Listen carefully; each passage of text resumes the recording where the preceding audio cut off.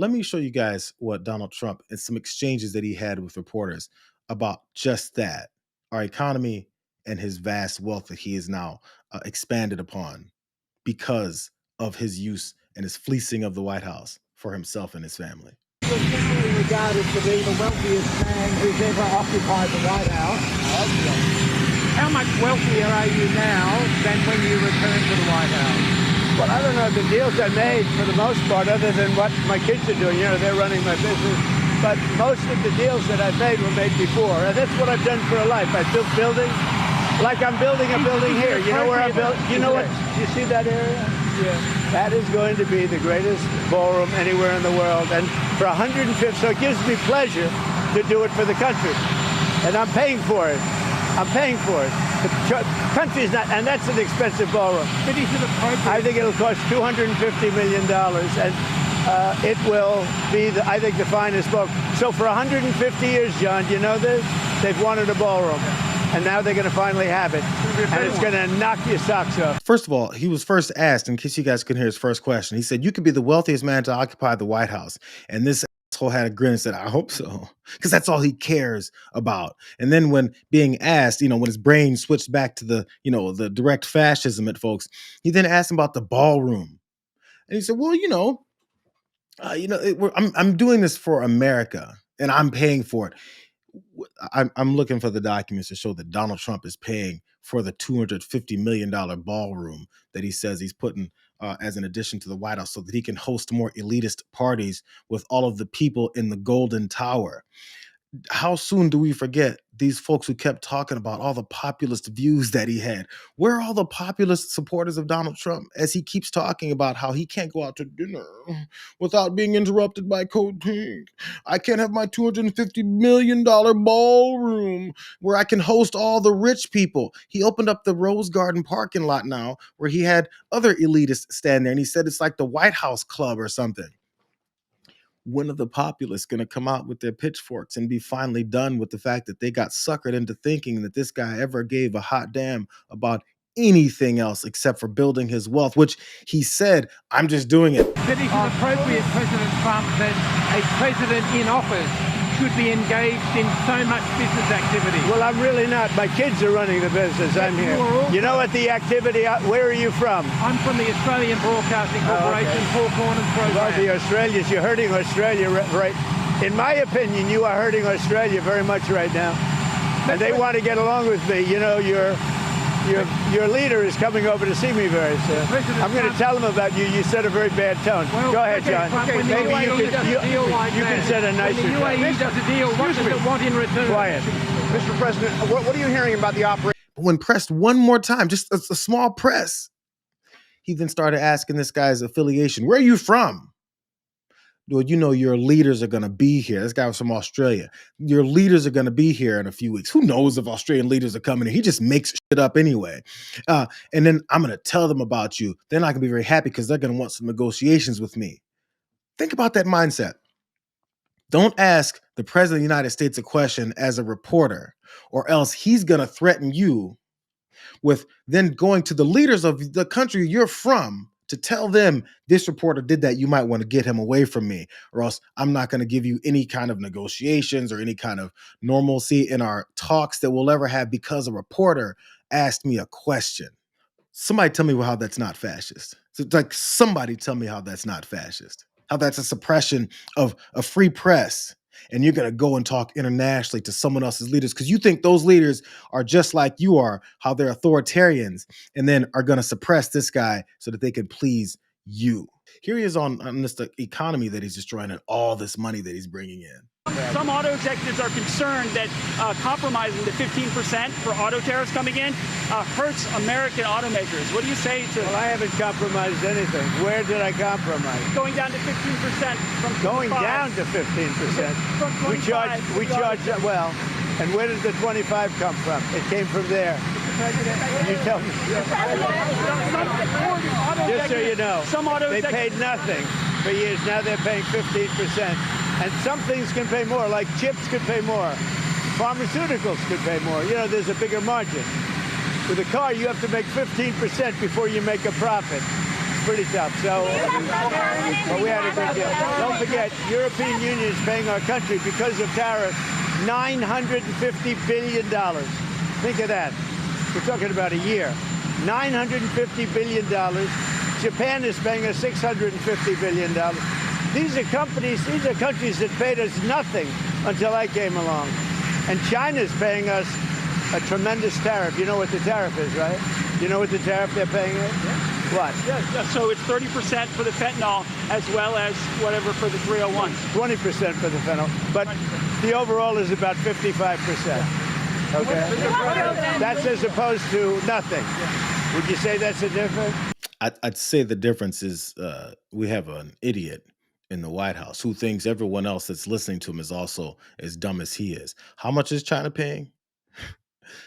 Zero. American consumers are paying all that. As he then brags about how much he's siphoning money from us. And those numbers aren't even what American consumers are paying. He keeps making numbers up. Remember, it went from $17 trillion before down to, I think, it 8, bounced to 4 trillion. Then he had a couple hundred millions coming in. Also, the EU in total, just the EU. I guess, the EU just pays us $950 billion because it's the EU. And, that's what they do. They just collectively pay us a certain amount because those agreements are in place.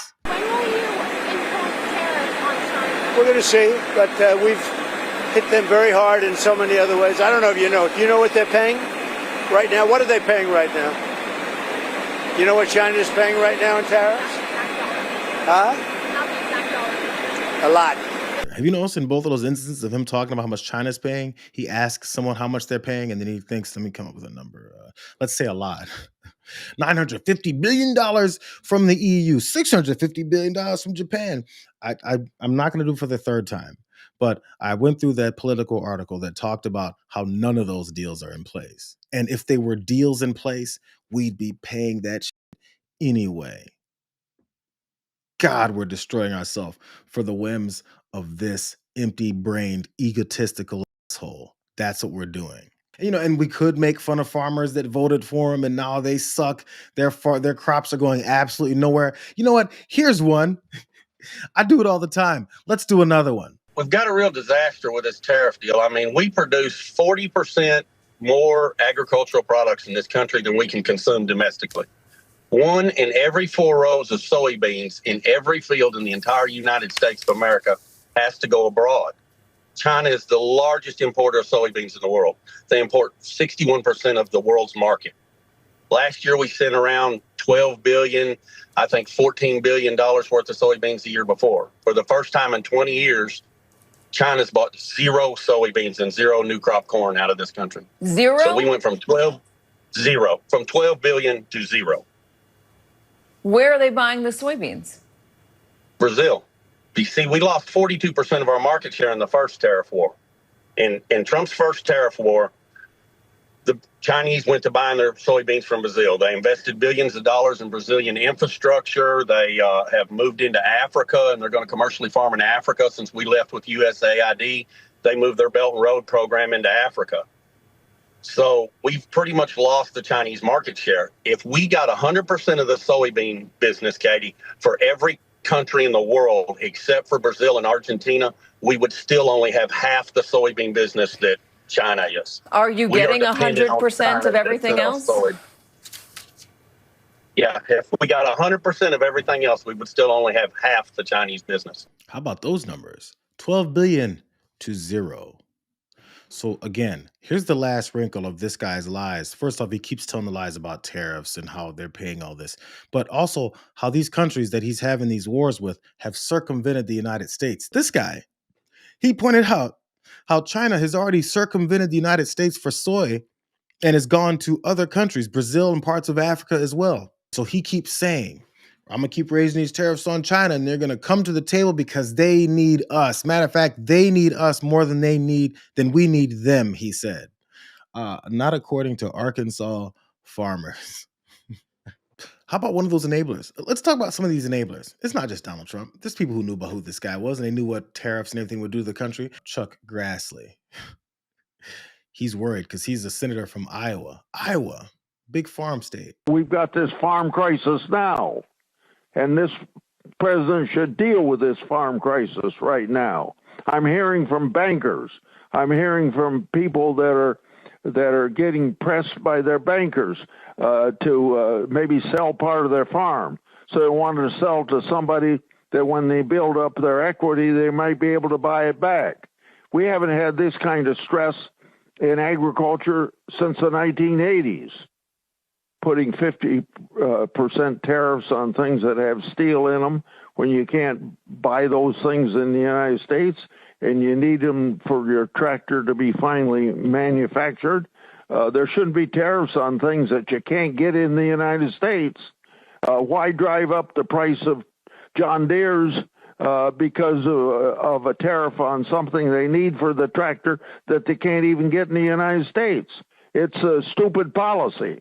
It's weird that Chuck Grassley is calling, Republican Senator Chuck Grassley is calling Donald Trump's tariff policies stupid when somehow he couldn't figure out that they were stupid when other folks were calling them stupid. For some reason, Chuck Grassley's now upset and he has all these answers. Man, he's got it together. He's figured out that somehow when you have a stupid tariff policy that it's going to destroy people's farms, it's going to destroy their lives, it's going to raise prices, and we're going to pay the bill. It's weird because I feel like Chuck Grassley's been around long enough. He's 89 years old. I feel like he's been around long enough to realize what would have happened. And in case he didn't, back in April, like 15 days after he started implementing these tariff policies, for some reason, Chuck Grassley's hair was not on fire when someone asked him about what this is going to do to us. Okay, my son has cattle.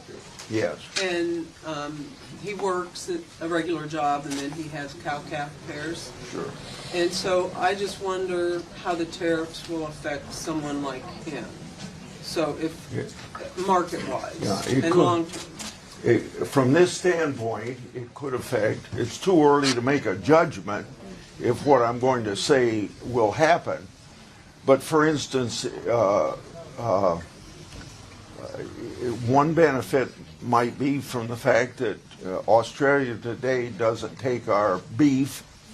So if Australia is one of those 100 countries that have come to Washington now to negotiate because Trump put the tariffs on, and we can get our beef into Australia, that would be to his benefit. But it could also be negative from the standpoint that if people don't negotiate, because there's a lot more countries than the 100 that have so far come to the table, then we know from past years, not just under Trump, but under other presidents, that when you put something negative like a tariff on some country, they seem to retaliate against agriculture issues. Weird how Chuck Grassley knew that retaliation could happen, but he was holding out hope. He said it was too early to make a judgment on the results of Trump's tariffs. I feel like Chuck knew this was going to happen, but Chuck Grassley was way too cowardly at the time to say it then. And then after saying it, he's saying it now. I'm waiting. When are you going to now do something about it? When is Congress going to step in and be like, listen, we're going to take our rights back for when it comes to tariff policy? We're going to stop kowtowing and allowing everything that you come up in the top of your stupid head to do. And then after it happens, go, can you believe this? Our farmers are suffering. We're losing money. This is a crisis. Something needs to be done. This is a stupid policy. Who could have seen this coming? Fire his ass. He doesn't know what he's doing. And then if he does know what he's doing, he doesn't care until it's a problem for him to act like he cares about what's happening now. Why do we let incompetent people who are very extremely important positions in our country, who are supposed to represent us, be incompetent and let them stay in office? Why is that? If you go through like a McDonald's drive-thru and they fuck up your order and give you the Big Mac with extra pickles when you ask for it with no pickles, you circle back around there, throw bags in their face and be like, you got this order wrong, to the minimum wage worker that's standing there. These fries are cold. Why is that ice cream machine not working? I want to talk to your manager. But we won't talk to Chuck Grassley's manager. Or when Chuck Grassley shows up and tries to get elected again, we don't go, get the fuck out. You failed us. You fucked up the ice cream machine.